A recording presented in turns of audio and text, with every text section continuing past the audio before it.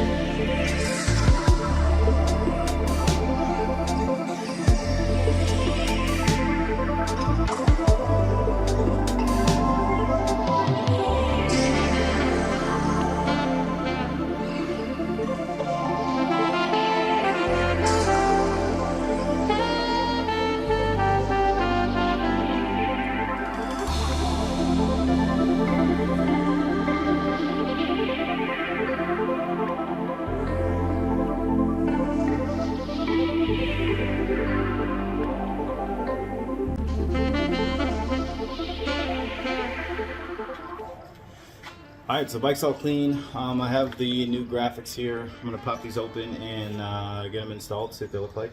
The bike already looks 1,000 times better with all the white on there. But yeah, let's pop these open and see what they look like.